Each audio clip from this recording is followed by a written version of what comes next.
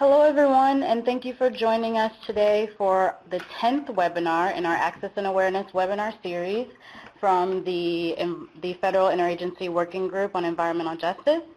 We really appreciate you joining us, and we're excited today to bring you a webinar that is entitled A Seat at the Table, Environmental Justice and a New Generation of Leaders.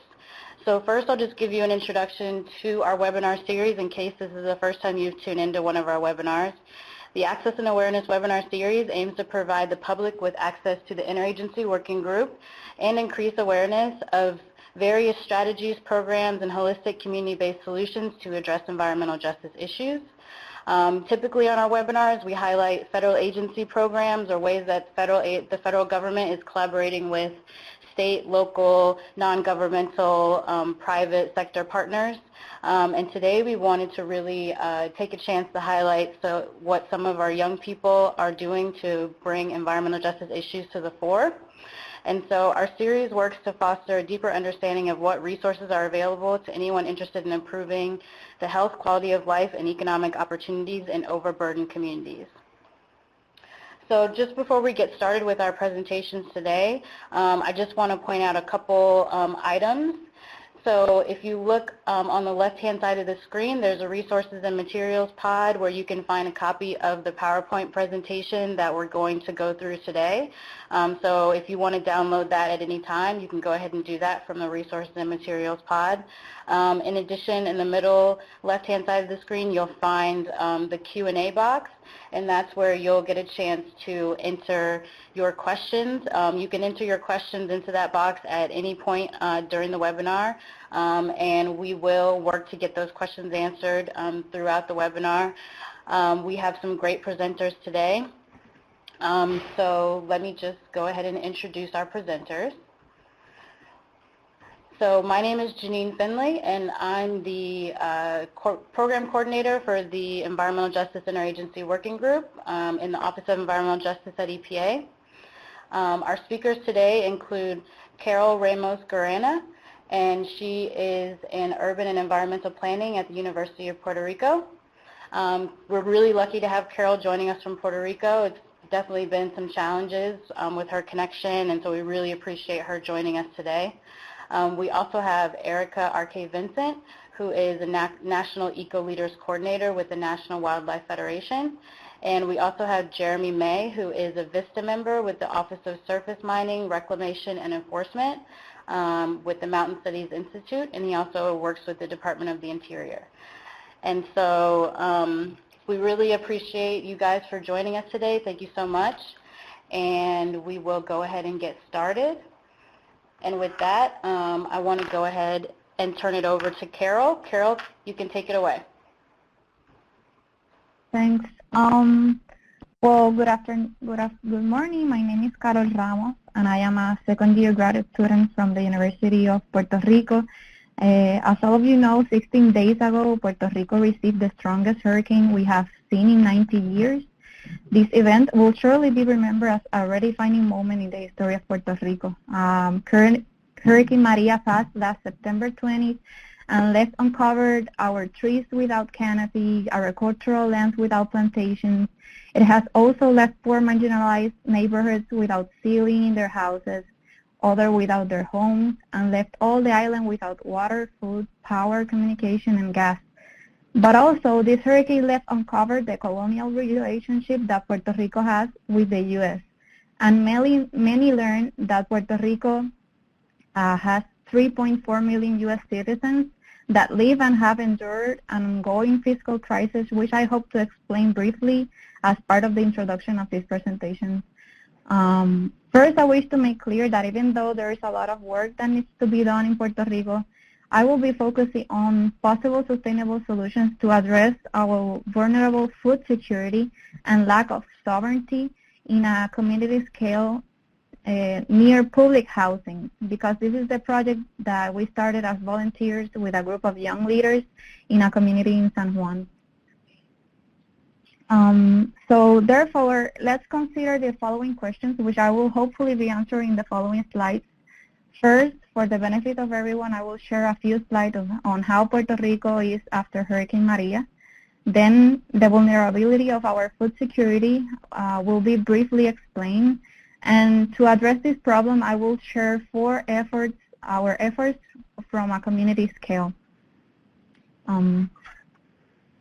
So first, let's remember that a week before Maria, Puerto Rico was thoroughly hit by a Category 5 hurricane, which affected our agriculture.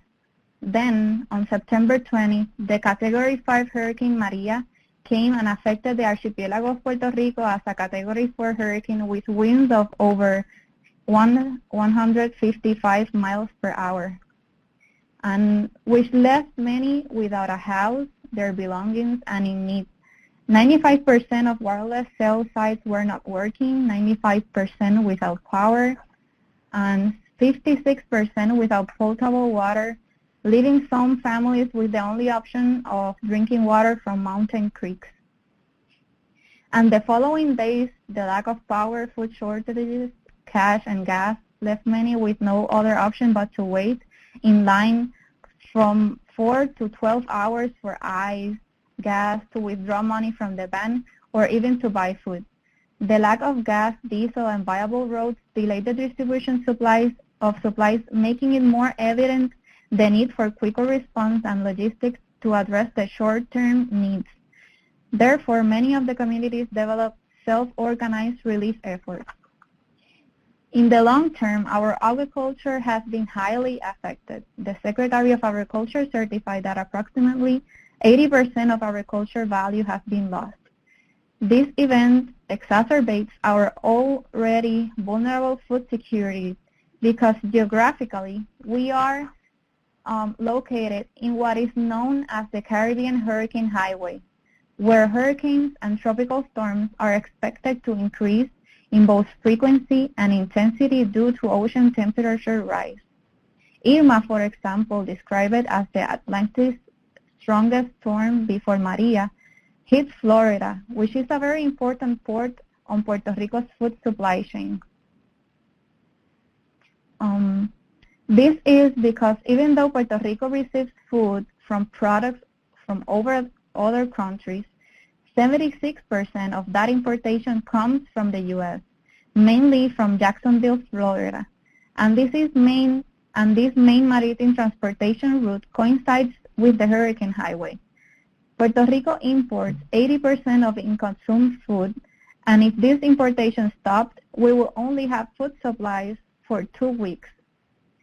Puerto Rico suffers from high transportation costs on account of the Foraker Law and the Jones Act, the centenary law that Trump waived for only 10 days, which forces all shipping to and from U.S. ports to be conducted with U.S. vessels and crews, which makes food even more expensive and inaccessible.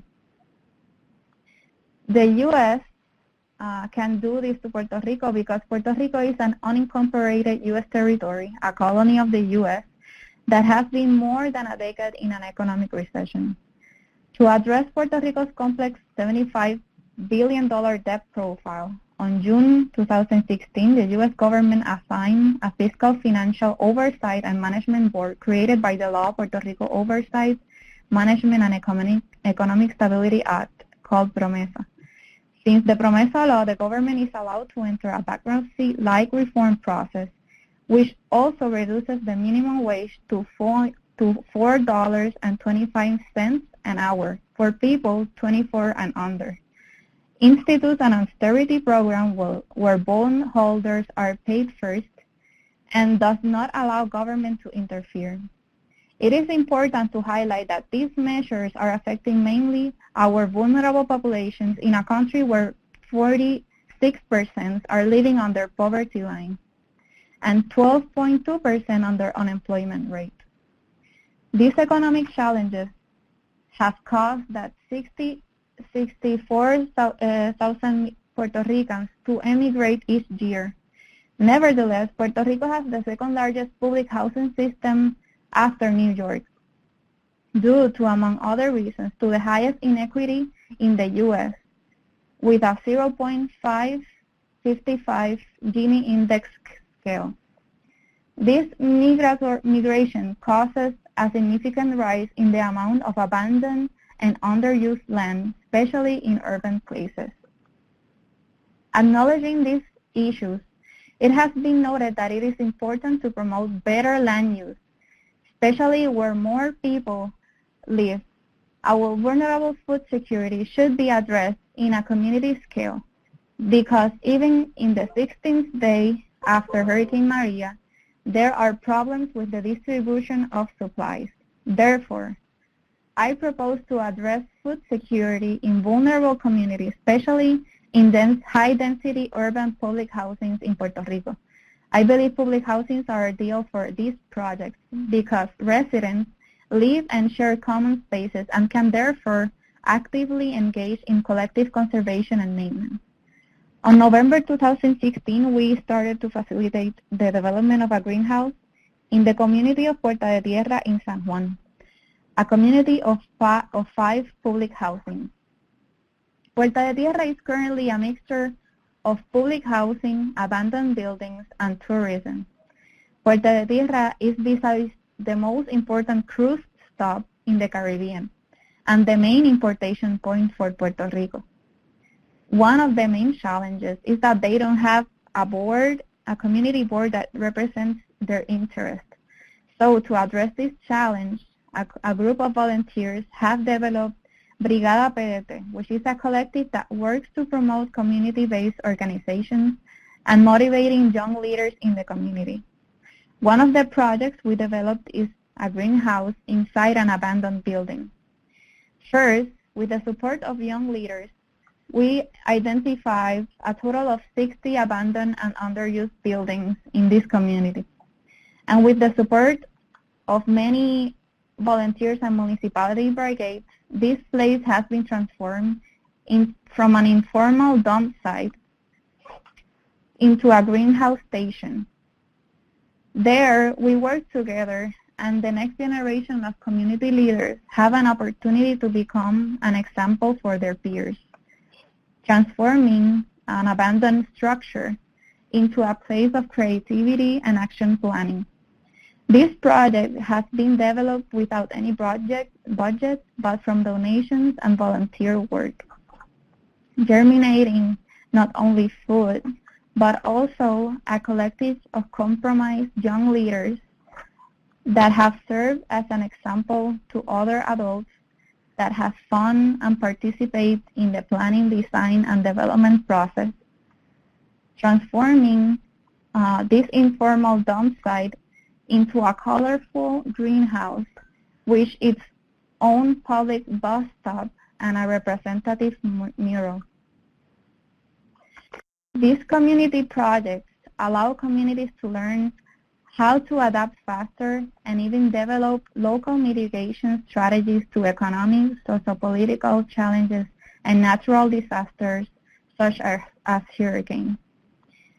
It is an activity for people to become stewards of ecosystem services and an opportunity to self-feed and be far less vulnerable within the broader globalized food system. Appropriation projects such as rehabilitating underused or abandoned spaces for the development of vegetable gardens and greenhouses expand the potential of community leaders because they are connecting with their urban surroundings to establish the future they wish to build for themselves. Thanks to this project, we will soon be expanding inside one of the public housing and at the same time repairing the damages that Maria just made to this place. Nevertheless, if you wish to support Puerto Rico right now, I will say it is important to support the initiative of Senator John McCain's bill to permanently exempt Puerto Rico from the Jones Act, because as he says, it is an antiquated protectionist law that has driven up costs and crippled Puerto Rico's economy. Also, I understand that it's important to support development of proposals that are related to community vegetable gardens, agroecology, but also to manage for water management and harvesting. zero waste, among other environmental education initiatives that has been crucial within the context after Hurricane Maria. Also, it is important to support awareness on climate change, and if for any reason there's the desire to donate to any grassroots projects, there's a list in that link that I suggest is important to support. Thank you. Thank you so much, Carol. We really appreciate you taking the time to come and speak to everybody here today. And since I know that we are not sure whether or not your connection will be consistent, we just want to make sure that we give you some time to answer some questions now, because I'm sure the audience would love to go ahead and ask you some questions. And then if you're able to hang on at the end of the webinar, we can also ask some additional questions as well. But we'll just go ahead and kick it off, because we want to the point of this webinar is to hear from young people such as yourself that are involved in great initiatives in their local community that are about sustainability and environmental stewardship. And so, I think people would really like to hear sort of how you became involved in this type of project, what inspired you, what introduced you to this type of project. Well, thank you. In this sense, the project that we started before Maria, it's related to food security, but we are addressing that issue in a community scale, because that it is understood and highly understood after Hurricane Maria. There is a lot of difficulties in the process of giving food to people in the island. So I am inspired because in the sense of food security, because it is a crucial problem in Puerto Rico. And in this community, since it is one of the highly dense public housings that we have in Puerto Rico, we are addressing this issue and slowly, so that there is a consistent and it is a sustainable initiative with the community.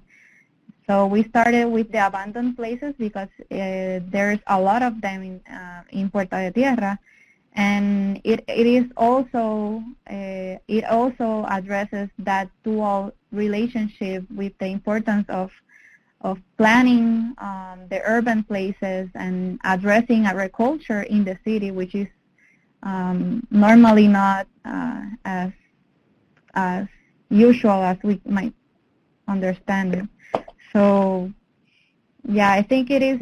I became inspired because of it is a crucial issue in Puerto Rico, and right now it will be even more crucial because of what I explained of our food security after Hurricane Maria. So hopefully we will be addressing this issue, and everybody will be more motivated to work with this issue, not only in the mountain, in the field, but also in the city. Right, exactly. And I love how you really sound like you believe in highlighting the ways in which the community itself is organizing, and the locally driven initiative, as far as sort of figuring out ways that people can come together to try to address some of these challenges, especially like you mentioned in the aftermath of the hurricane. Can you speak to any strategies that you find or you have found are effective at engaging young people in these types of initiatives? Yeah, well, in our case, the residents that have been more committed to helping the community are young people from 13 to 15, 8 years old. So they are young, very young leaders with whom we have a lot of fun, and we try to understand them not as already as leaders of the community. So we do projects which are project-based learning, and we use every type of these tasks as games. When we do meetings, we try to make it fun also, and they decide whenever they decide their role within our initiatives. They decide if they want to be the leader of the camera, the leader of the flowers, the leader of the water, the leader of technical issues. So they decide which role they want to have within our initiative. So I think those are one of the strategies that we have found that have functioned with us. Also, they are the ones that decide the formality of our organization. I remember one of the meetings that one of the children told us, well, we need a commitment certificate and a T-shirt for this initiative. So they are the ones that give us, the next step of what we are going to do in the community. That's great. So it sounds like what you're saying is that one of the ways that, one way to kind of help young people get excited or to help young people get more engaged is to really give them some ownership over certain aspects of the project and some ownership in the very beginning and the planning of the project. Mm-hmm. That's great. Yeah, exactly. Yeah, so we do have a couple questions that have come in, so I want to go ahead and read a couple of these questions. Folks definitely want to ask you some questions. They want to know sort of what's your opinion about sort of the awareness and the education around the issue of climate change in Puerto Rico? Well, I believe there's a lot of things to do within that sense. Not only with the cars, because we have a lot of cars in Puerto Rico, a lot of roads for each person, and so there's a lot to do with environmental education and climate change in Puerto Rico. As you know, our relationship with the United States also affects us, but we are not, as saints within this subject. So there are definitely some things that we need to do in Puerto Rico to better the climate and to better address these issues. Maybe this is an opportunity for educators, environmental educators, but any teacher, whenever we start again our school, I think this is an issue that we should address. Why are hurricanes bigger? Why are hurricanes more stronger in the Caribbean, and why are they affecting us in this way? So maybe I suggest this is a better opportunity for us to address this issue in our schools. Absolutely. And so in terms of preparing for possible upcoming storms, or even before we, think that far in the future, in terms of the recovery of Puerto Rico, do you have any thoughts that you want to share about sort of how people on the mainland of the U.S. can support recovery and then also maybe preparation for upcoming possible storms in the future? Well, for Puerto Rico, I think this will give us a lesson, and there are only a few people that were living when the past hurricane, 90 years ago. Very few people that are living right now had experience on a hurricane like this. So this is like starting from zero again. And I think we understood with this situation that it is important to have community initiatives, self-organized relief efforts, and that is what has really helped us build us again from the bottom up. And these initiatives are important to have them building slowly, nevertheless that there is a hurricane coming or a menace coming. So it is important to address, to support every community level and every community scale initiative, because these are the ones that will give resilience to every community, not only the mainland to Puerto Rico. So I think that these community scales initiatives are the ones that we should be supporting, nevertheless that they have a hurricane or any storm. It is important to support them. And the mainland, as you can see in the slide, I think these are the issues that should be supported to help Puerto Rico not only go to normality, because I think normality is something from the past. We are going to something else, and hopefully something better. Yeah, absolutely.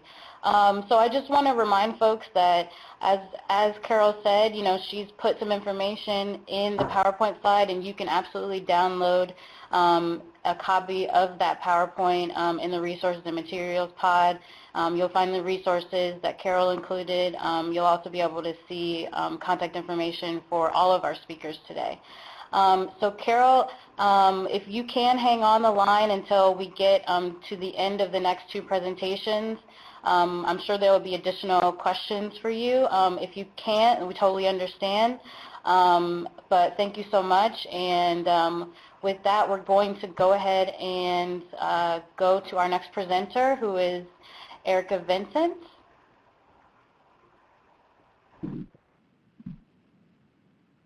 Erica, whenever you're ready. Awesome. Thank you, Janine, and thanks everybody for joining today. So again, my name is Erica Vincent. Carol just gave that really riveting and extremely eye-opening presentation about what has been going on in Puerto Rico prior to and due to Hurricane Maria. So Carol, I also want to thank you for being with us today. I certainly learned a lot. I'm going to spend my presentation maybe not being as deep, but just talking a lot about my journey when it comes to the work that I do now, both professionally for National Wildlife Federation and also other organizations that I'm currently involved with. And I hope that this presentation helps someone when it comes to thinking about how young professionals, millennials, centennials, which is the next generation coming up, can be more interested and excited about the work that you're doing in your various organizations. So again, my name is Erica Vincent. I was born and raised in Newark, New Jersey. I also spent some time in my life living in San Diego, California. And in both of these places, I saw a lot of things that I now look back on and see them as some serious EJ issues, as well as EJ advantages for different types of communities that we would consider potentially lower income, as well as communities that are chiefly communities of color. And so I definitely have been able to relate my childhood now to the work that I do, even if that wasn't something I was focusing on when I was much smaller. I graduated from Spelman College in 2010 with departmental honors.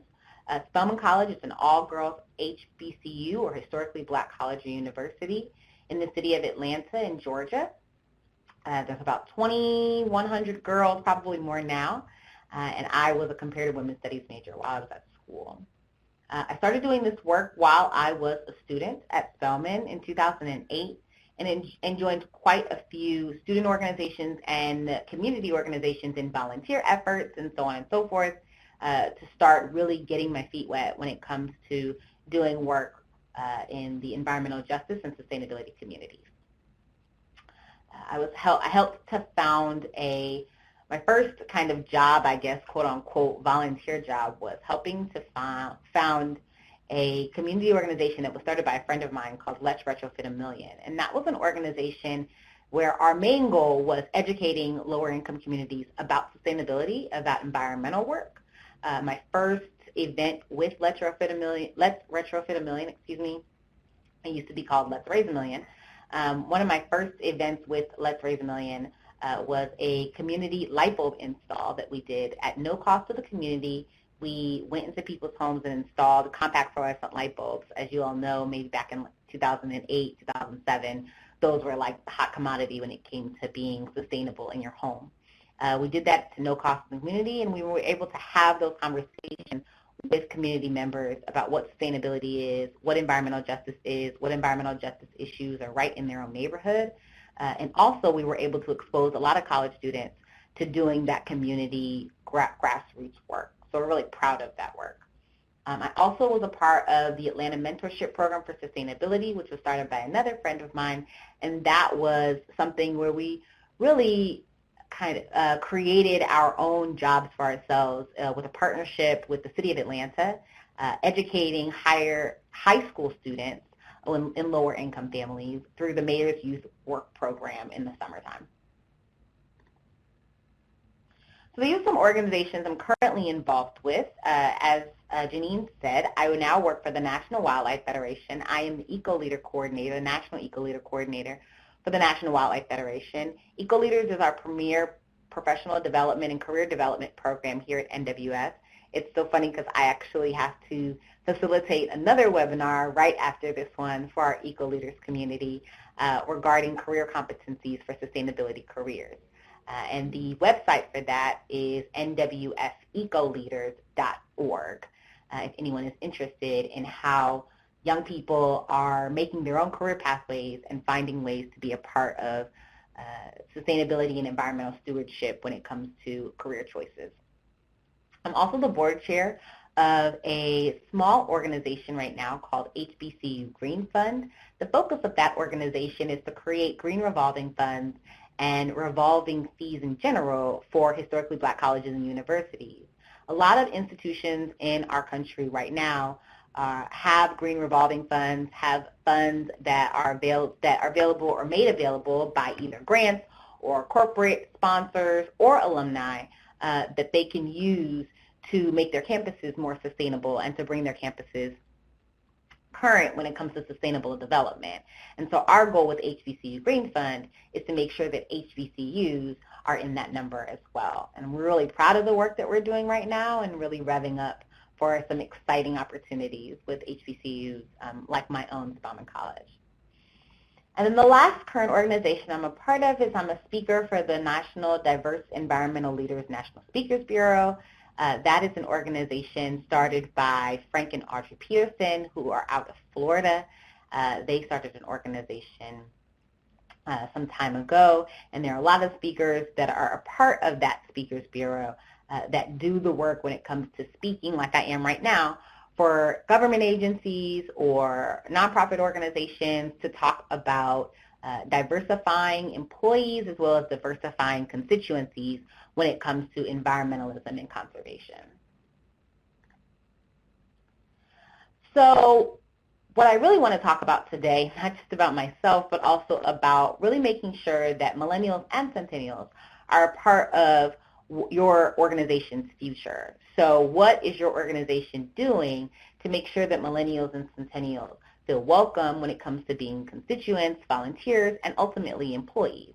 My thing I always say is I want to be training and mentoring young people to take my job one day, to make sure that they feel involved, to make sure that they can be connected to our organization, to NWS and the other organizations that I work with, so that one day they feel like they belong enough to be a part of this work, and to make sure that the issues in their communities are important to the organizations that they would lend their talent to ultimately in their career choices. So a lot of ways in which young people really feel empowered to make this a career choice or to make this something that they would do for the rest of their lives. Some of those ways are fellowships, which we have offered at NWS, leadership development workshops, which I've trained and developed myself, as well as there are many other organizations that do that as well. Community service days, like I mentioned, with Let's Retrofit a Million, water quality testing, urban gardening, and of course internships. These are all opportunities that I was afforded as I was coming up in this work. As you can tell now, I've been doing this work for about 9, almost 10 years. And these were all, as I said, opportunities that I was afforded. And I'm really thankful and blessed to be able to have been able to take advantage of these opportunities. And I hope that organizations now are continuing to grow these pathways for young people to be involved. I feel like this is the way where folks really feel like I am not only connecting to my community and being able to serve my community and the EJ issues that affect us most severely, but also being able to learn professional development, leadership development, and career pathways that I'm interested and passionate about. And so if you give young people the opportunity to do work, either, if it's with a paid internship or a stipend fellowship, or even volunteer opportunities to do work that impacts their community, that's where they're going to be A, the most involved, and B, want to be a part of the organization that you're currently supporting. And these are some pictures of some of the things that I've been involved in and that I've also tried to be a bridge for other young people to be involved in. In some of these pictures, you'll see rallies as well as volunteer opportunities with gardening and recycling. You'll also see some pictures from some trainings that I have been a part of or that have designed for NWF and other organizations. Also been a part of a lot of networks across the country when it comes to student, young professional, non-college youth, and also non-college youth networks when it comes to making sure that young people are empowered and giving them the tools and the opportunities to do this work, both in volunteer capacities as well as in career opportunities, as I said before. These are all things I'm really excited about, really feel proud of that I've been a part of, and I'm glad to talk about them with you today. And I believe this is my last slide, but I'll just say that youth-driven projects and programs and themes for millennials and centennials are so important. So not only are you giving opportunities, but you're also offering the space to communicate where opportunities can be maximized on as well. So there are a lot of, I feel like, young people, millennials and centennials alike, I feel like they are really excited to do the work, but sometimes they have their own really great ideas. So they don't necessarily want to just be funneled into a program that you already have, but they also want to be given the opportunity to express the ideas that they have or the work that they've been doing.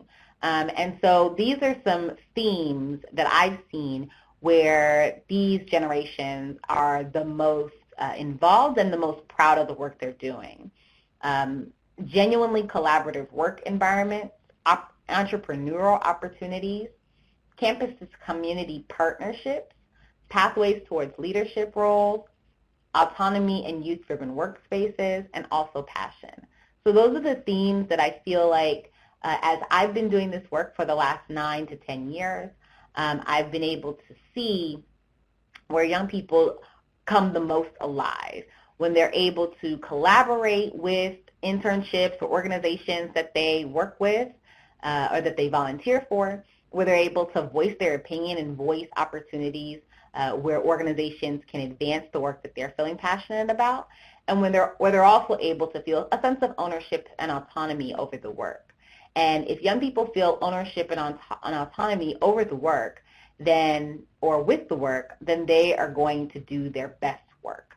So those are some things that I want all of us, myself included when it comes to NWF, to keep in mind. And so I just wanted to offer that to you all. I think that is my last slide, Janine, so I'll hand it back over to you. Thank you. Great. Thank you so much, Erica. Really appreciate your perspective and also your amazing experience in your career so far. It's really great to hear from you. And so I want to just sort of kick a question off to you that I was thinking about while I was listening to your presentation. You mentioned that the ways in which you became excited about the work of sustainability and environmental stewardship and just working on sort of environmental justice issues was that you were exposed to some different activities, including sort of community gardening and getting involved in water quality testing and things like that. And it reminded me of conversations that I've had with folks at other organizations, and these are, you know, just across the spectrum, not just the federal government, but other organizations as well that have expressed that they have found it challenging to get young people involved in doing community service activities or to do things outside. And it made me think, you know, is this an issue of identifying the right students to be passionate about, or the right, not necessarily students, but the right young people that are passionate about these issues? Or is there another approach that you think maybe would have supported an organization and maybe getting young people better involved in the types of activities that you described? That's a great question, Janine, and thank you so much. I do often get those questions from other organizations. How do we get young people involved in where finding it difficult. Something one of my friends used to say, friend and mentor used to say, is meeting people where they are is so important. So we met people where they were when it came to our light bulb installs. We went into the community to do those and didn't necessarily offer free light bulbs and tell people to come to campus to get them, right? And so that's another thing about young people as well. So finding out where folks are physically as well as where they are mentally, or where they are when it comes to how they're thinking about community service. I know there's a lot of institutions across the country that require community service hours. I know mine did. When it comes to, if you're a freshman or a sophomore, you have to do a certain amount of hours.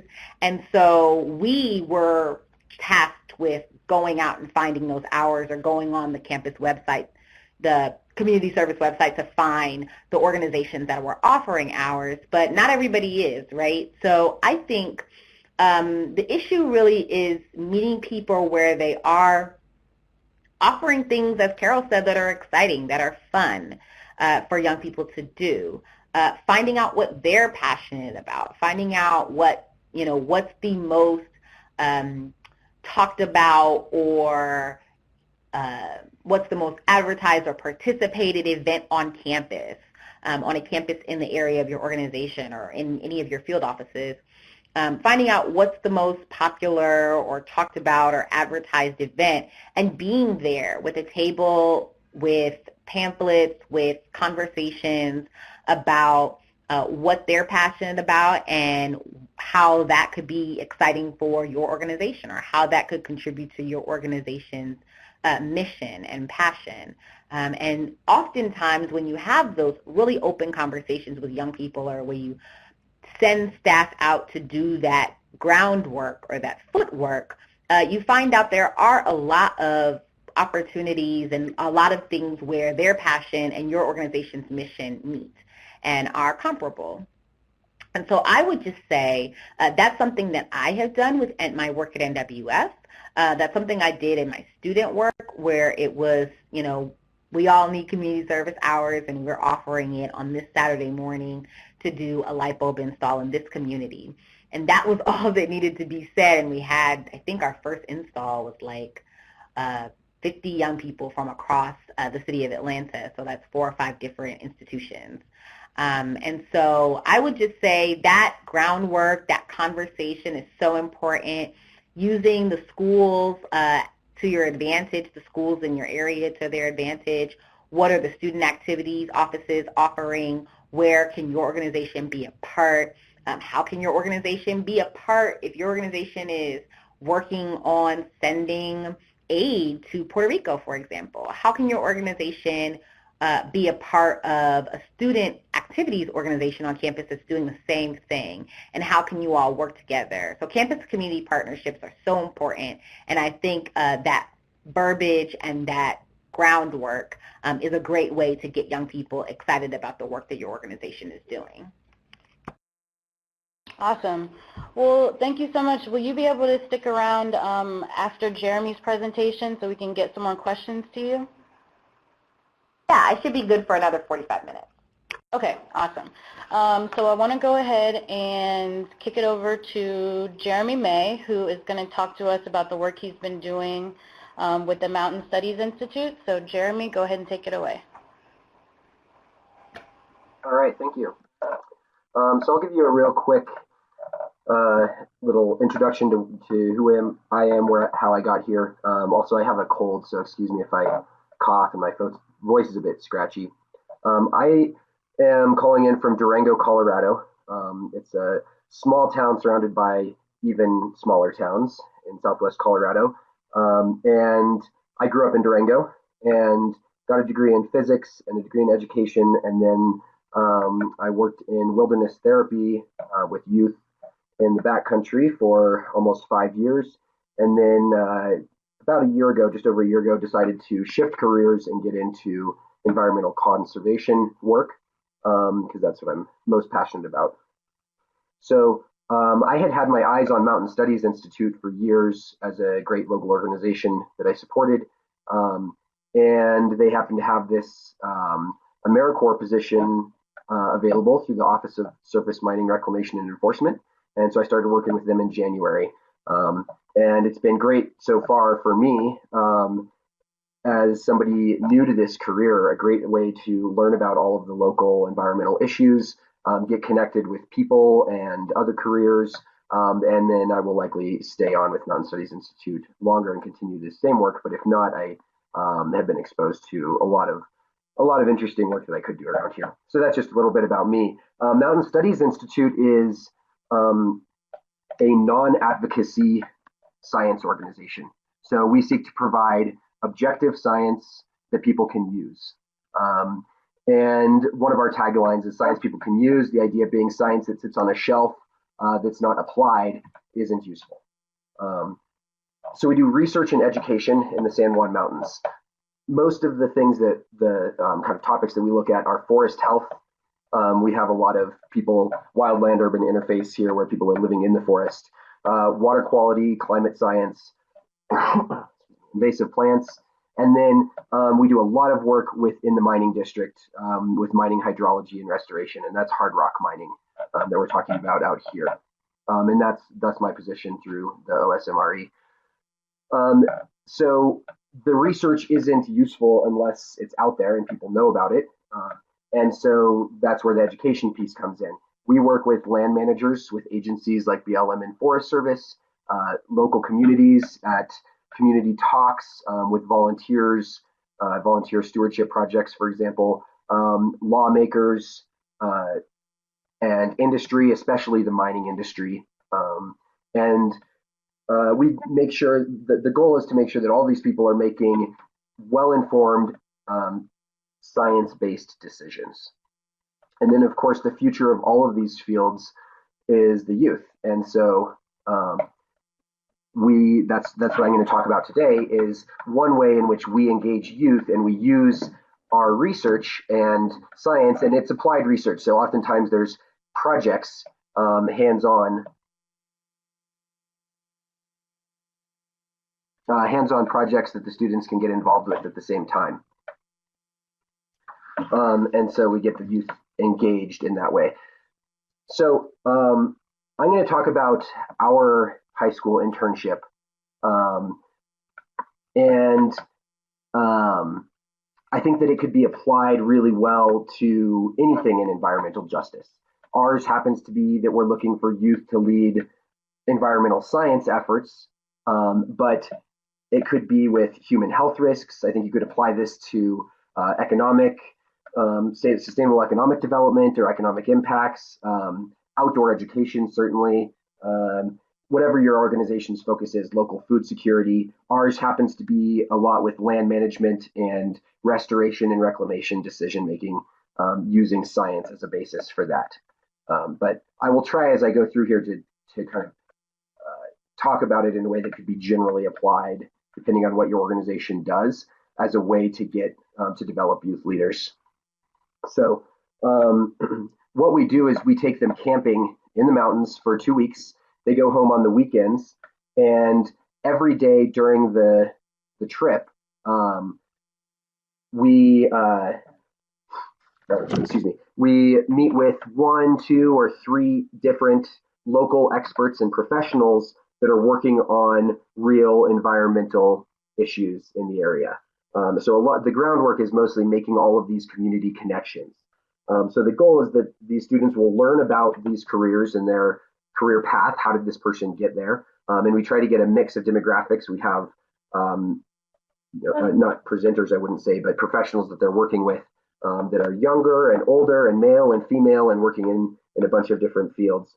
And learning about these careers and how people got there, I think, is particularly important in rural areas where we have the so-called brain drain phenomenon of youth thinking that in order to get a good job or go to college or to get a good career, they need to go elsewhere. And they don't realize that there are, in fact, very interesting and important careers in the local area.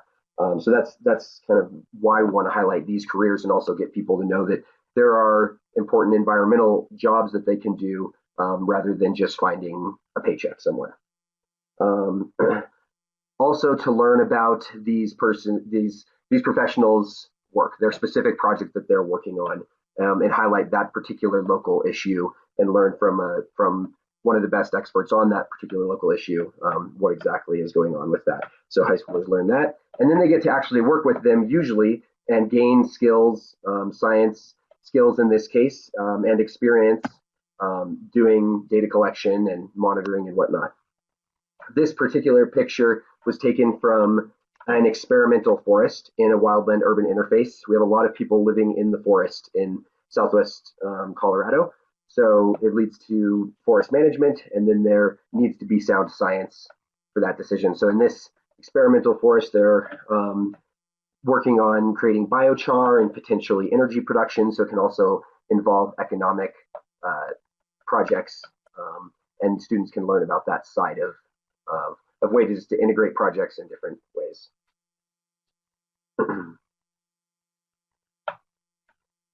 So I'm just going to highlight a few of the different careers that we showed the students, and a few different projects that we did. Our students we're targeting upperclassmen, people who were just sophomores, juniors, and seniors, maybe just graduated, because ours is during the summer, and they're probably just thinking about what they might want to study in college, or if they're not going to college, they're entering the workforce, thinking about what they want to do next. Here we're working to replant an alpine wetland over 10,000 feet with an environmental consultant. And so they learn about that. Right across the street from here is a talus field where we then, in the second part of the day, did pika monitoring. Pika are a alpine furry little creature, and they are an indicator species for climate science. And so we went and participated in a citizen science pika monitoring project in this talus field. And so I want to digress and take a little tangent and talk about citizen science in case anybody isn't aware of that opportunity. If you have the project that we're talking about is called PikaNet, and it's hosted by a website called citsci.org. There are several sites that support citizen science. Citsci.org is one, citizenscience.org is one, and I'm going to post those. And you can enter a data sheet. So if you have a project for which you need data and you want to get the community involved and engaged and knowledgeable about it, and also doing something hands-on, you can go onto these free websites. One, the citsci.org is hosted through Colorado State University, but it's international. They have projects all over the world. And you can put in your data sheet, and then it automatically turns it into a phone app, so that volunteers can go out and collect data straight from their smartphone and upload it. So they've made it really easy and efficient and effective to start up citizen science monitoring projects as a great way to get the community involved with real useful data collection. We're starting one just now on bighorn sheep monitoring, for example, and this is a community-driven effort. Numerous different community members have come to Mountain Studies Institute and asked for research on bighorn sheep, and this is needed for management decisions for grazing permits in wilderness areas, for example. So it's a real data collection that will get used for real decisions, and so it's great for youth or other community members. Here we are looking at benthic macroinvertebrates, basically river bugs, looking at river health with an aquatic biologist. And here we're looking at invasive weeds, and not only doing invasive plant removal, but you can kind of see maybe at the bottom of the picture there's a tape measure kind of snaking through those oxeye daisy there. And so there are a few different plots, and we have the high school students not only removing weeds, but using different techniques, and then gathering data year to year on what techniques work, how effective are they. So this is one example of an iterative restoration project where we're collecting data on the restoration we're doing to inform future efforts and how we might adjust that as we go along. So they get to actually do hands-on work and do data collection all in one project. We did this in a couple different locations with BLM and Forest Service through the project. And another piece of this that we brought in, interdisciplinary studies are really important. more and more so these days. And so to capitalize on our local media, we have each of our students writes a article in the local paper, and they're all from different towns, little towns around this region. And so each one wrote an article for their local paper about whatever issue from the 2 weeks they were most passionate about, whatever they wanted to write about or their experience. And so they worked with a journalist to improve their writing skills and communicating science to the public. And then those articles were published. All of the students published articles in the local paper. And so then their families and the community members get to learn about these local issues as well, but from the high school intern students instead of somebody that they might normally get the information from. We also had a resume building session to try to give an advantage to students who are from very small towns and might have less access to certain education opportunities, and try to give them a little boost there as well. And that's something that people said was valuable. These high school students, when we pulled them, said they wanted to learn about careers and they wanted career development, essentially. So this is my last slide. I want to just summarize the model and talk about it in a little more, see how you could apply it to other fields. So we're just trying to engage high school students in hands-on anything. In our case, it's science, but again, it could be anything involving environmental justice or anything else. Build awareness of relevant local issues. Place-based education is really popular these days because it's proven effective. Mentor youth with positive role models. Another thing I wanted to mention is peer-to-peer mentoring. We use college interns to work, forestry interns to work with our high school students when they're doing a forestry project. And it's a different experience learning from people who are just a few years older than you rather than another generation or somebody that might be harder to relate to and see yourself in their shoes in a few years.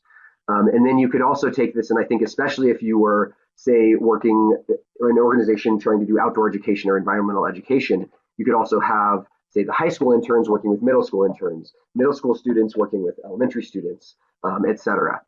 And that's a powerful way to provide, to get them engaged and be in a leadership role by having young people lead other young people. And then developing skills and resume, in this case, science, methods, and journalism. And then finally, providing exposure to important local careers to get people to go into careers that they're passionate about and know that they exist. So that's what I've got, and I'll pass it back over to Janine. Thank you. All right, thank you so much, Jeremy. So at this time, I want to just let everybody know, remind everybody that, you still have a couple of slides. Do we want to just skip through these? Yeah, I have those in there in case, but decided not to use those last two, so you can. Okay. So I just have a slide that has everybody's contact information. And so once again, you can download this PowerPoint presentation to get the contact information for our speakers. And I just want to remind everybody that, you can enter your questions into the Q&A pod for our speakers. And we have a few more minutes to go ahead and answer those questions. So Jeremy, I'll just throw it over to you. I want to ask you a similar question that I asked Erica. How does your organization or how does the Mountain Studies Institute actually identify students to participate in this program? Well, we invite all students in the region. The towns that we work in oftentimes only have one high school, and it might even only have one class in that high school. And so we work a lot with the schools to make sure that people in the region know about the opportunity. And then we encourage low-income families to apply by having scholarships. The program is mostly subsidized by grants anyway, but we do have a fee for food and transportation and whatnot, and then we offer scholarships and try to make sure that everybody applies and that everybody can afford it. So really, I would say through the schools is the primary way that we outreach to students. Mm-hmm. And you mentioned that one of the activities was that the students would get a chance to write articles about issues that they care about. What were some of the issues that came up, or can you think off the top of your head sort of what some of the issues that the students are passionate about that they wanted to write articles about? Yeah, and these are all issues that they learned about during the week that we had presented to them with some professional working on it. So a number of students wrote about the pika, and partly because they're a really cute, fuzzy creature and they're easy to get emotionally attached to. Also because they are an interesting creature to study because they live up at very high elevation and they do not hibernate. They live through the winter, and their habitat is really limited to these talus fields that are fairly small, and there's nothing above them. They're at the tops of the mountains. And so as temperatures go up and snow melts sooner and things are shifting, they are affected by that. So they're a great indicator species to study. So if you latched onto that, others wrote about the invasive plant removal projects that we did. That was another popular one, and I think it's because it was fun. We made it fun. You know, pulling weeds isn't necessarily fun, but we tried to make it fun. But it's an engaging, hands-on activity they could do where they really feel like they're making a difference. And like Erica mentioned, I think that's incredibly powerful when people have that experience and they feel like they're helping out and contributing to their community, to their the wilderness areas, right? You know, behind their houses where they grew up. It's something that really sticks with people, and I think that's why they wrote about that as well. Okay, great. So another question that I wanted to ask you is, how did you sort of become passionate about issues of environmental stewardship? You know, what kind of inspired you to go down this path?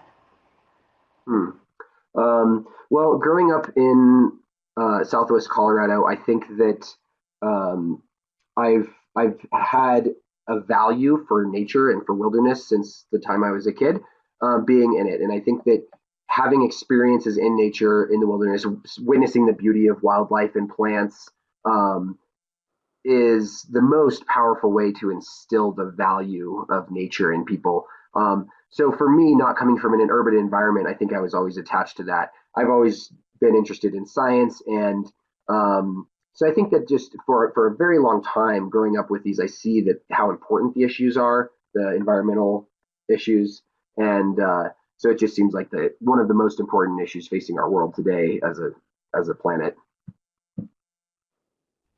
Right, and I mean that reminds me of something that Erica said about the different ways that she was exposed to, even though she may not have grown up in a rural area like yourself, you know, she was exposed to a number of different projects or opportunities to get involved, and so so it sounds like both of you guys are saying that, you know, the exposure at a young age, when you're still formulating sort of ideas about what you want to pursue, is a good way to kind of get people interested, and that makes perfect sense.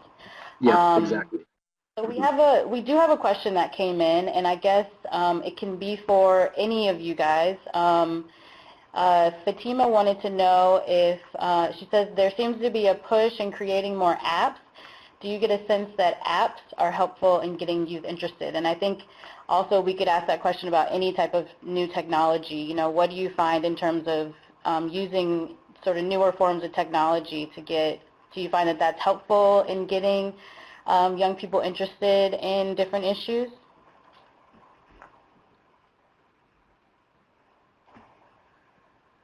And anybody can take that.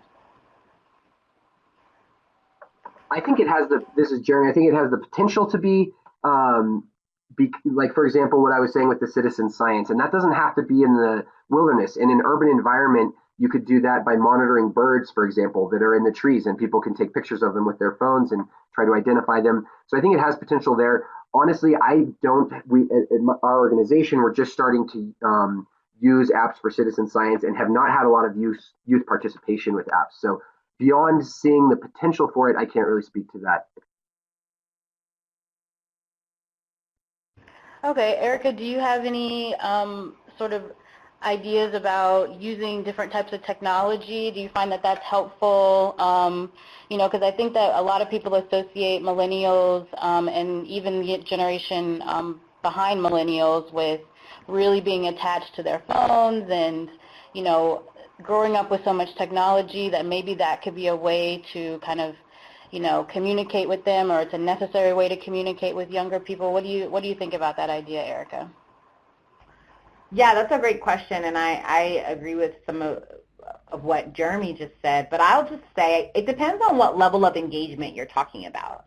So if you're talking about engagement as far as online presence, social media presence, then of course, as we've seen with, the development of social media, the development of social media apps, I guess we would say Facebook and Twitter and Instagram, and other social media apps kind of figured that out very quickly, that if people could access their social media sites on their phone while they were on the go, that they would use it even more. And the whole point is usage, right? But if you're talking about different levels of engagement, if you're simply talking about sharing a post or sharing opportunities or sharing events, then yes, that could be really beneficial. Apps and other technologies could be really beneficial for just getting the word out. But if you're talking about actual engagement when it comes to bodies in places, in rooms, having necessary conversations, then still to that end, nothing beats, face-to-face communication. Even as a millennial myself who is very, considerably attached to my phone, I'll say, nothing for me beats face-to-face communication.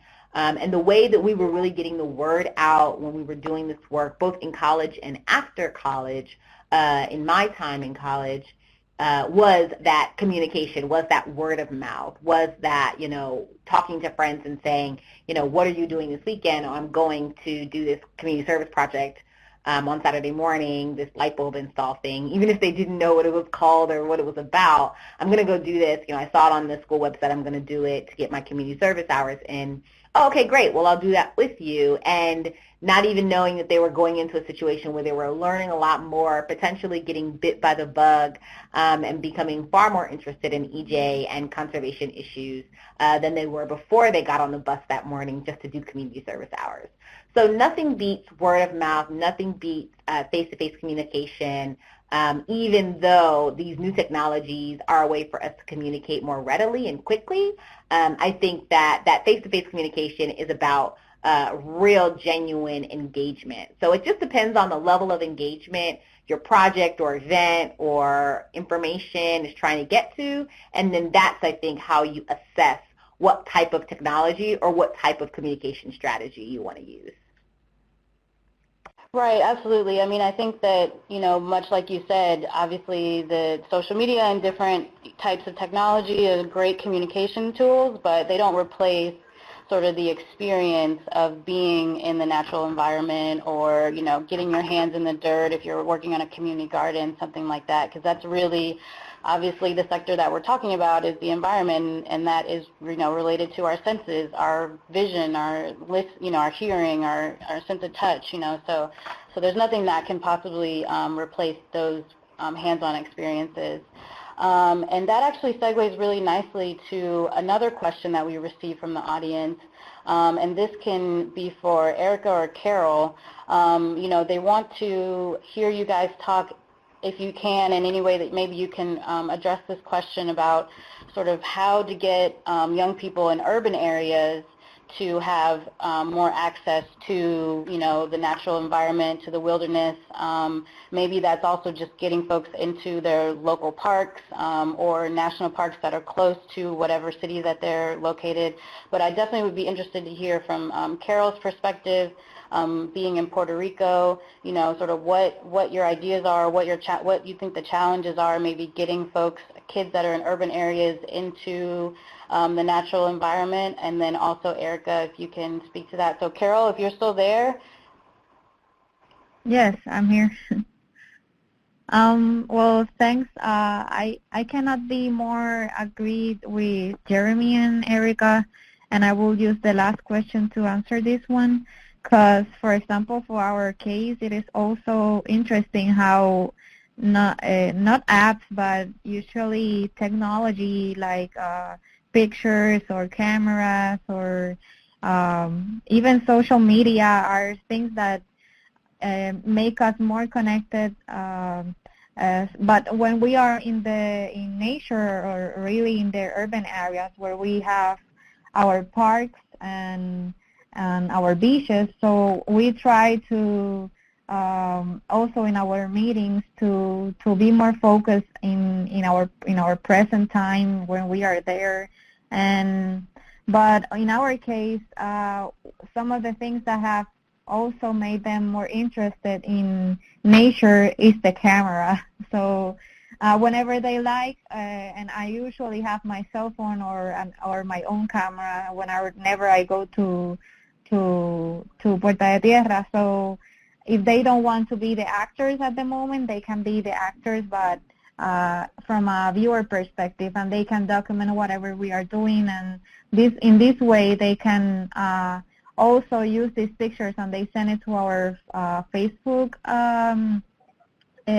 chat, and they share their pictures, and we use those pictures and we post them in our Facebook page. So also another way that we engage with our young residents is through art, because art. One of our volunteer colleagues, one of my colleagues, is an artist in the neighborhood, and he is teaching them right now how to draw some of the landscapes and some of the people that are in the community. Also, one of his newest initiatives right now is to give thanks to the public employees who are working just as like the policeman or the one taking the trash man, or everybody that is working right now after Hurricane Maria. And one of his initiatives that we will be working soon is like these greeting letters that will be made through art by the same kids, and we will hopefully be giving them to all the public employees and volunteers that are right now on the streets, taking all the debris and the trash that has been left out in the streets. So I think that not only the technology, but also art and the communication, Jeremy and Erica said, it is the important groundwork, was saying Erica, that is needed to support all these initiatives, and hopefully making them more interested, not only high school students but also millennials, on what it is important based on environmental justice and environmental education.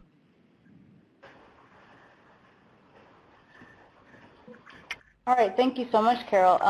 And Erica, I don't know if you had any ideas for, someone asked, what ideas do you have in terms of bringing kids that are in, urban environments to the natural environment, to natural parks, to, the wilderness. I think folks are interested in how to do that in an affordable way, and I'm not exactly sure what the answer is. I'm wondering if you have any ideas. No, that's a great question, and that's a question we get a lot, especially me working for the National Wildlife Federation.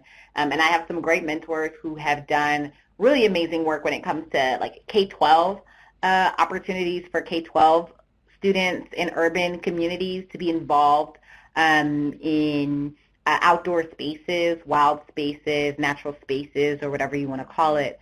I would say that many of us, I won't say most of us, because definitely not all of us, have green spaces not too far away from us, have a national park, a state park close to us. It usually doesn't cost that much money to get a group to go, or you can often find organizations, companies, corporate partners that would be willing to help you fundraise to get your group to go, your classroom to go, whether it be K-12 or college students, to go to a natural park or a national park.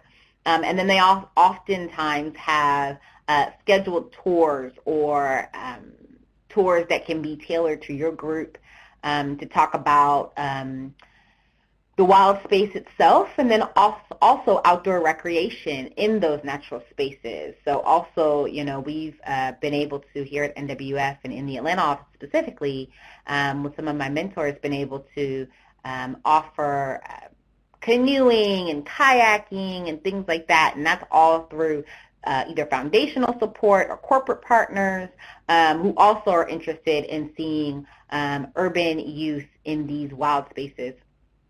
And I'll just say this, I think that even if you have, oftentimes these spaces are overlooked. So there, for example, there is a very large nature preserve not too far away from my college campus in a very urban community here in Atlanta, Georgia. It's called Cascade Springs. A mentor of mine is the chair of a community organization that actually is the steward of Cascade Springs, and it's right on Cascade Road, which is a very popular street here in Atlanta, and people drive by it all the time. And people used to drive by it. I'm not sure on the history exactly timing-wise, but people used to drive by it and the gates were closed, and people wouldn't even notice that it was there. And now that this organization has become a steward of this nature preserve, they open it certain hours during the day, during the week, and people are able to go there and enjoy. It's a very beautiful but very wooded area, right in in the heart of Atlanta, Georgia, which is a very urban city. And people are able to bring their children, bring their families, have different meetings and rituals and just recreational time there with their own organizations. And it's a great way to expose people to a gem right in our community that folks might not even be paying attention to. So I would say, even if you don't have the money to take someone to a national park, even if you don't have the money to take someone to a state park, but you have a park in your neighborhood, offering the opportunity for little kids to learn about bugs and plants and things like that, that doesn't cost any money but to just go across the street to a park in your neighborhood is so important. And we found that studies I've read and others have shown that once these young people are exposed to green spaces and natural spaces, it greatly reduces some of the environmental injustices or some of the issues that are affecting these communities, and really gives another way for people to be exposed to the outdoors and for people to get comfortable with the outdoors. I think a lot of us who are very urban are interested or used to being in our homes or in buildings inside. And there's so many studies that show that outside time, both for little kids as well as for adults, is so important to our mental health, to our psyche.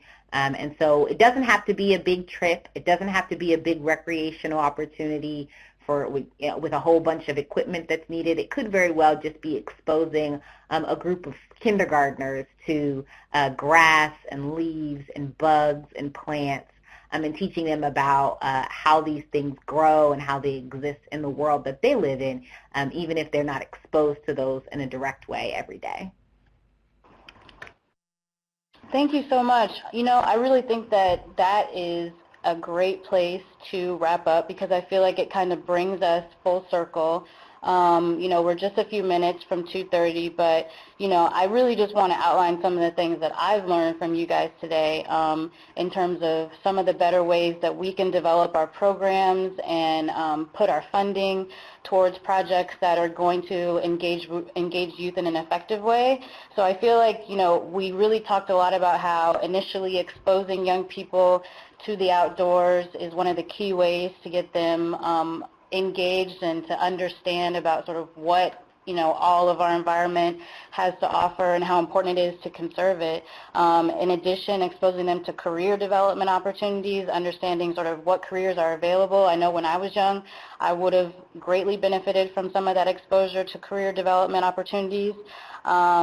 And also, I think that it's been amazing to hear about how you guys have described sort of the planning that needs to go into these projects. So engaging with the schools, and so that takes time, and that takes building relationships and showing up at events with young people so that we can identify the young people that are really already interested in the environment, and then keeping that engagement going, continuing to stay engaged and helping the youth, not just to bring programs to them, but also to make sure that whenever we're thinking about wanting to get youth involved, that we bring them in and empower them to have some ownership over the planning and the types of activities that they want to be involved in and the types of outcomes that they want to see with these projects.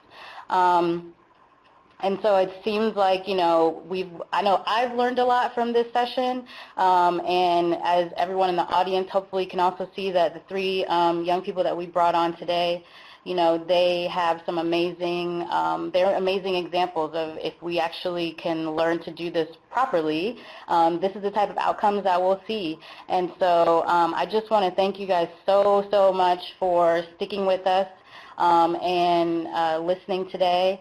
And I also just want to give a shout out to our three presenters, Carol, Erica, and Jeremy, because we had a number of changes with this webinar based on factors that were outside of our control, but we really appreciate you guys hanging in there and working with us and getting this webinar produced today, because we really feel like it's been amazing to hear from you guys. And so thank you so much.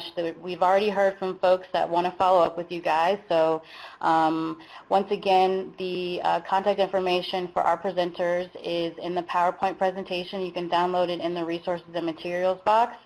And with that, I just want to remind the audience that you can stay connected with our Access and Awareness webinar series through EPA's Environmental Justice Listserv. If you're not already subscribed to the listserv, please subscribe. We also have a Twitter account, which is EPA at EPA Justice, and we also have our webpage, which is the Environmental Justice Interagency Working Group webpage, where you can find recordings of our previous webinars. We're going to post the recording for this webinar in addition on that webpage, and you can find other resources for the work that the Environmental Justice Working Group is doing, our strategy, our overview of all the different federal agencies that are involved in the working group on that webpage as well. So once again, thank you everybody for hanging in with us today, and thank you so much to our presenters, and have a great day.